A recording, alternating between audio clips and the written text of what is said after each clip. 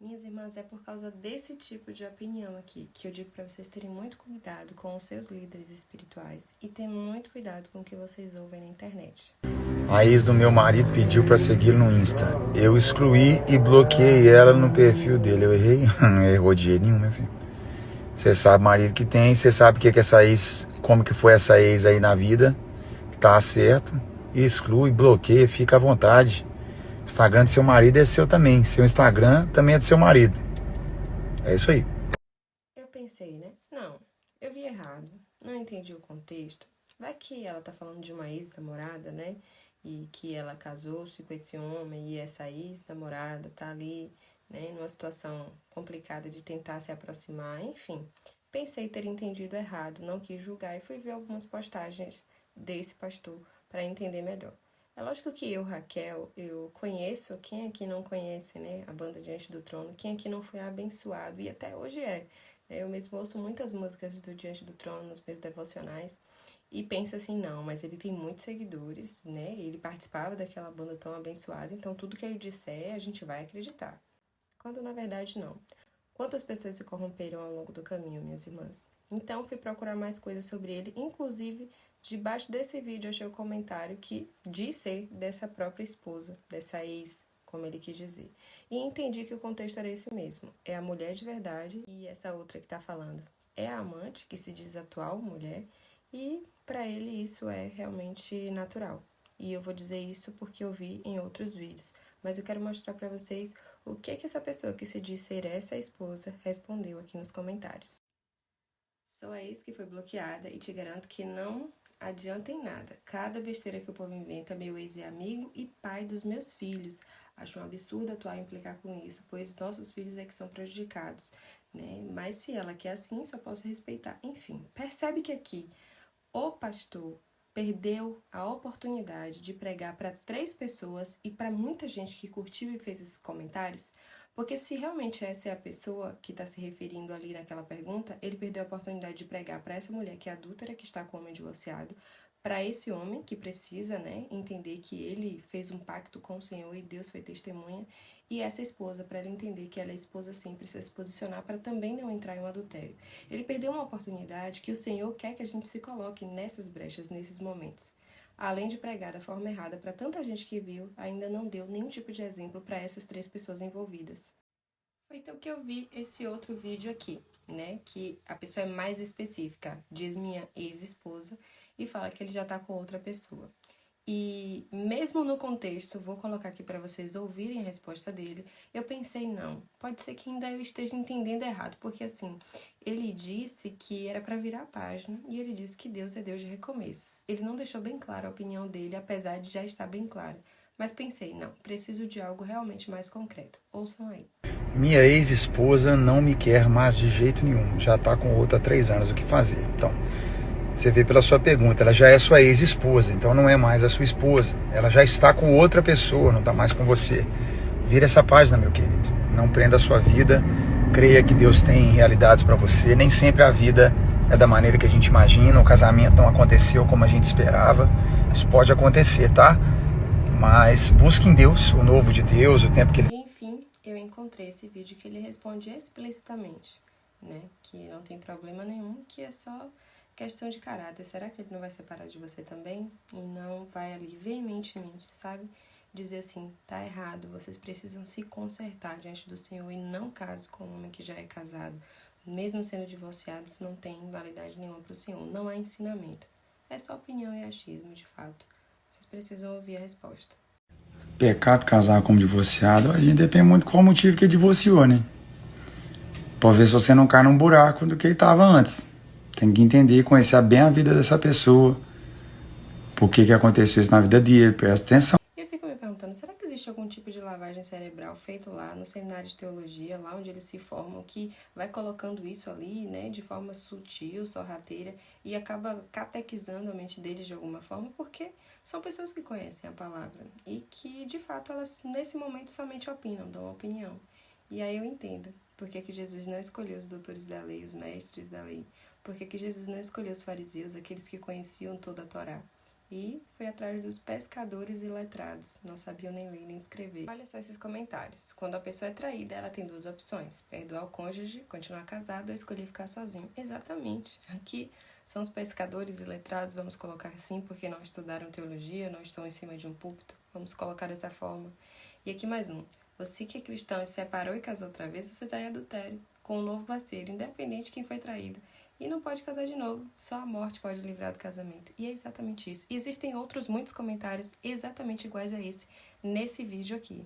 Aqui mais uma pessoa que dá a sua opinião e ela começa falando: eu não sou a melhor pessoa para falar sobre isso, nós aqui, os pescadores iletrados, né, nós que não fizemos nenhum seminário de teologia, entendemos perfeitamente que quem dita essas coisas é a palavra, não é a opinião de líderes espirituais, não é a opinião de pastores, não é o que eles acham. E isso que deixa, assim, meu coração muito triste, é ver que eles estão ali dando conselhos e diquinhas para muitas pessoas, né, porque tem muitas pessoas vendo, e faz com que elas pequem. O fato é que não dá para encher copos cheios, e por isso que Jesus usou os pescadores, né. Os doutores da lei, eles já estavam cheios de si mesmos, do que eles sabiam, do que eles estudaram, da própria lei de Moisés, e não estavam dando espaço para o novo, né, que eram as boas novas do Evangelho. E, de fato, Jesus foi lá escolher pessoas que eram copos vazios, para que ele pudesse encher, né, que pudesse transbordar na vida de outras pessoas, como é até hoje. Mais de 2000 anos estamos aqui, recebendo as boas novas do Evangelho e transmitindo para outras pessoas como a ordenança do Senhor. Mas muita gente já começou a transmitir sua própria opinião, simplesmente porque às vezes eles estão num patamar em que tem pessoas influentes, amigos, e ali eles não querem, né, confrontar de fato o pecado das pessoas e indicar o caminho correto, porque não vale a pena, não quer se sujar, estão preocupados, né, de fato com a própria imagem. E isso é um grande perigo. E qual é o pretexto, Raquel, que eles usam, né, para fazer esse tipo de comentário, de dar esse tipo de opinião? Mateus 19. Mateus 19:9, eles esquecem totalmente o contexto, esquecem tudo que Jesus falou e ligam-se só ao versículo 9, onde Jesus diz: em caso de relações sexuais ilícitas. Quantas vezes eu já ouvi isso aqui nos meus aconselhamentos. Só que eles esquecem do contexto desse texto de Jesus, que ele começa dizendo: isso foi por causa da dureza do coração de vocês, mas desde o princípio não foi assim. Ou seja, quem deu o casamento foi Deus, quem deu o divórcio foi Moisés. Quem é superior, né? Então foi necessário que fosse permitido o divórcio, mas em nenhum momento foi permitido um novo casamento. E como é que você diz, Raquel, sobre isso? Já que foi Jesus que disse que em caso de relações sexuais ilícitas poderia haver o divórcio. Pode haver o divórcio, mas lá em 1 Coríntios diz que não pode haver um novo casamento. A mulher pode se apartar do marido, mas se quiser estar com alguém tem que reconciliar, tem que voltar com o seu marido. E sobre o contexto de Mateus 19, o que é que você tem a falar sobre o versículo isolado que eles usam? Eles não eram 10. Logo em seguida ao 9 tem o 10. E o versículo diz assim, que os discípulos de Jesus disseram: se essa é a situação, né, do homem em relação à mulher, não convém casar. Eles entenderam tão bem o que Jesus estava dizendo que eles disseram: mas Senhor, se a mulher me trair e eu quiser separar dela, eu vou ter que ficar sozinho até ela morrer, ou então até o resto da minha vida. Então não convém casar. Eles entenderam exatamente o que Jesus estava falando. E aí Jesus fala sobre os eunucos. E aqui essas pessoas que foram traídas, elas se fazem eunucos por causa do reino de Deus, de fato. Mas as pessoas não colocam o versículo 10, onde os discípulos de Jesus entenderam tão bem, que aí a gente vai lá para Marcos 10 agora, que eles chegam em casa e tão atônitos que eles ficaram com aquela resposta do Senhor, com aquele ensinamento, que eles disseram assim: vou perguntar de novo. E eles perguntaram. Em Marcos 10:10 diz a mesma coisa, né? Só que contado sobre o aspecto do outro discípulo. E aí ele completa dizendo assim, Marcos 10:10. Em casa, os discípulos voltaram a perguntar sobre esse assunto. Jesus lhes disse: quem repudiar sua mulher e casar com outra comete adultério. E se ela repudiar o seu marido e casar com outro, comete adultério. E foi assim que Jesus encerrou o assunto para os discípulos dele, que ainda tiveram dúvida de quão sério era aquilo que Jesus estava falando. E Jesus resume assim: quem repudia sua mulher e casa com outra está adulterando, e a mulher que repudia seu marido e casa com outro também está adulterando. Então a Bíblia é muito clara quando ela diz que somente a morte separa.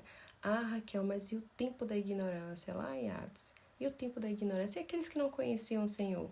Então quer dizer que só é casado quem conhece o Senhor, quem é cristão, quem é católico? Se de fato fosse isso que o discípulo tivesse entendido, ele ia dizer: então tá bom.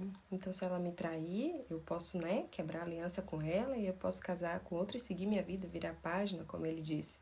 Pelo contrário, ele se assustou e disse: mas Senhor, eles, né, os discípulos, Mas, Senhor, se essa é a condição do homem em relação à mulher, não convém casar. Eles entenderam a responsabilidade disso. Eles perguntaram novamente em casa para ter certeza se era isso mesmo, até porque naquele tempo existiam ali os doutores da lei, as pessoas estudiosas que falavam uma coisa, outra, mas eles estavam vindo da boca ali do próprio mestre, do próprio Filho de Deus, de que a verdade é que não poderia separar, é que aquela era a condição. E eu ouvi outro pastor esses dias dizendo o seguinte: mas se chegar alguém aqui na igreja que já está no 3º, 4º, 5º casamento, a gente nunca aconselha separar. Como não? Ele está em pecado, ele está com uma pessoa que está cometendo adultério e ela nem sabe, ela precisa ser avisada. Olha, esse homem aqui é casado já 5 vezes, ele pertence à primeira mulher, a mulher da sua mocidade, como Deus disse, né, lá, Malaquias. E você está em pecado de adultério também, juntamente com ele, mas você é livre. Se você nunca foi casado na sua vida, você está livre para sair desse relacionamento, que é um adultério, e você fazer sua vida da forma certa, de acordo com a vontade do Senhor. Mas as pessoas não estão dizendo isso, os pastores não estão aconselhando as ovelhas, não estão guiando as ovelhas do jeito certo. Se um homem ou uma mulher chegam numa situação dessa em qualquer igreja, ali sim é uma relação sexual ilícita e precisa de fato separar, porque está errado. E quando Paulo está pregando lá em Atenas e falando sobre o tempo da ignorância, nada tem a ver sobre essa questão do casamento. Tem a ver com arrependimento, porque está aqui, está chegando o dia do juízo. Então, você que é casado, divorciado, e você está entrando num novo relacionamento. Porque agora eu conhecia Jesus. Não, porque o pastor disse que o tempo da ignorância, nada tem a ver com isso. No tempo da ignorância, o Senhor permite que você se arrependa do que você fez, que você conserte o que você fez, porque está próximo o dia do juízo. Então, para você que está entrando num novo relacionamento, porque alguém diz para você, ou porque o seu coração mandou, e você usa o tempo da ignorância como desculpa, resta para você apenas o juízo. E não esqueça, meus irmãos, que os adúlteros não vão entrar no reino dos céus. Tem 1 Coríntios, tem também Apocalipse 21:8, tem Apocalipse 22 também, essa lista das pessoas que ficam fora do reino de Deus. Então, é um alerta para vocês que estão seguindo pregadores de internet ou líderes espirituais dentro da igreja que você frequenta, que fala aquilo que não condiz com a palavra do Senhor. Meus irmãos, fujam. E não há tempo da ignorância para quem, na hora de colocar ali a aliança, que é um símbolo, fez os votos dizendo: não importa se vai ser na saúde, na doença, se você vai estar pobre, rico, eu vou ficar com você todos os dias da minha vida, ou até que a morte nos separe. Deus pode colocar isso num telão, se ele quiser, para dizer assim: que tempo da ignorância? Se você fez um voto com sua própria boca, com o seu próprio entendimento. Não havia ignorância ali. Você não cumpriu a sua palavra. E o que é que vale hoje em dia a palavra das pessoas? E vocês prometeram com a palavra de vocês, diante do Senhor, porque a palavra diz que ele foi testemunha. Malaquias diz isso. Vocês disseram que era até que a morte separe. E qualquer motivo aí separou. E vocês hoje dizem que estavam na ignorância? Que Deus tenha misericórdia desses pregadores, desses pastores que estão guiando ovelhas para o abismo, pregando que há paz, quando na verdade não há paz, como Jeremias disse. E como Deus falou para Malaquias, de nada adianta vocês ficarem no meu altar, enchendo de lágrimas, se vocês não foram nem fiéis à mulher da mocidade. O que é que o Senhor está falando, gente? Ele está dizendo, inclusive, depois que ele abomina, é mais que odiar, ele abomina o divórcio. E por que que os pastores estão fazendo isso? Eu quero deixar agora para vocês aqui algo sobre um esportista que foi muito triste de ver quando eu vi ele falando sobre 4 pastores. Ele conta a história de divórcio dele, que foi involuntário da parte dele, mas a esposa quis ir embora.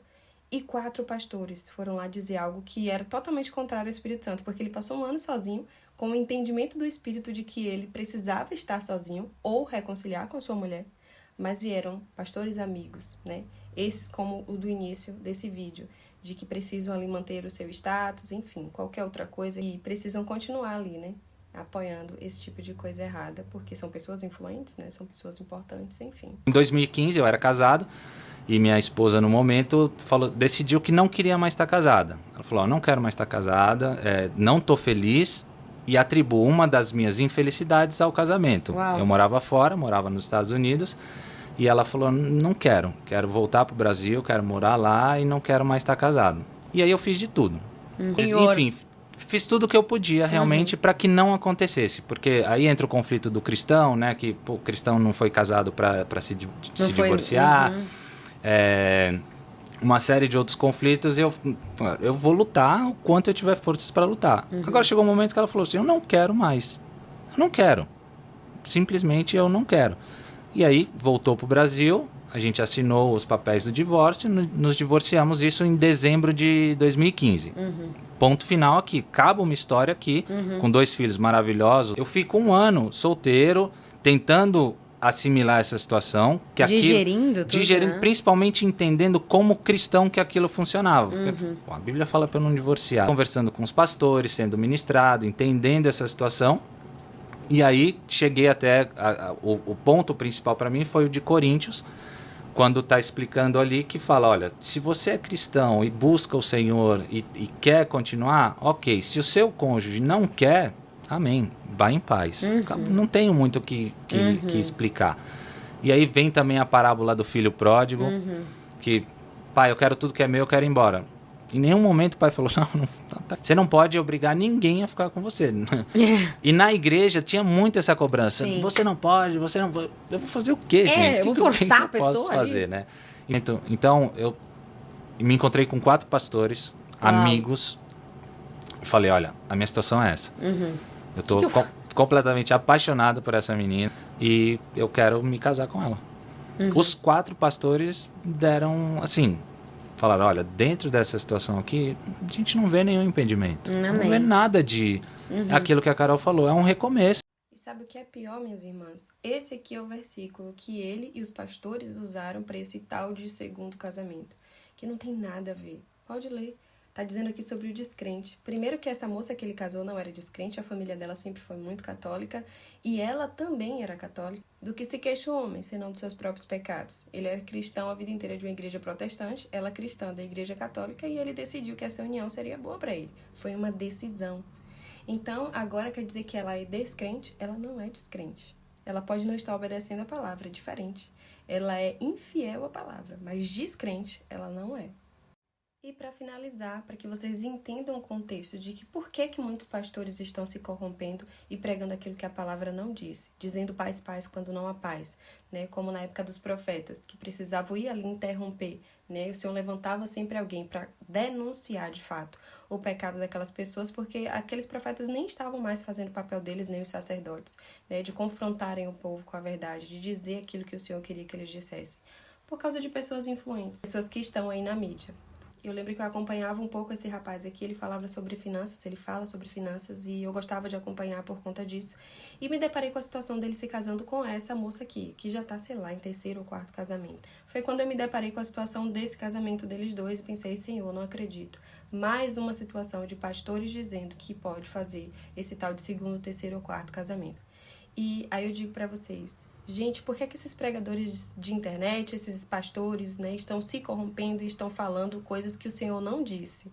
Justamente para dar respaldo a essas pessoas influentes e grandes, como os profetas faziam no passado. Isso não é novo, né? O Senhor precisava levantar sempre alguém, sempre um profeta, para chegar lá e denunciar os pecados dos sacerdotes, os pecados do povo, porque as pessoas que eram designadas para fazer aquilo, elas já não estavam mais fazendo, se corromperam e elas queriam viver ali, naquele ambiente, sem serem confrontadas e sem confrontar ninguém. Totalmente contrário à palavra do Senhor.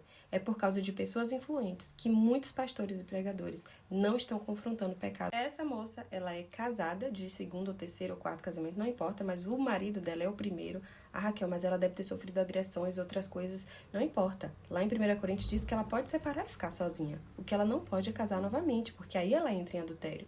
E esse rapaz, que solteiro, nunca casou, é a primeira vez, que na verdade nem é válido, e hoje vive em adultério juntamente com ela, por causa de pastores que não querem confrontar, porque os sacerdotes e os profetas que estão ali não têm coragem mais, dizem paz, paz quando não há paz.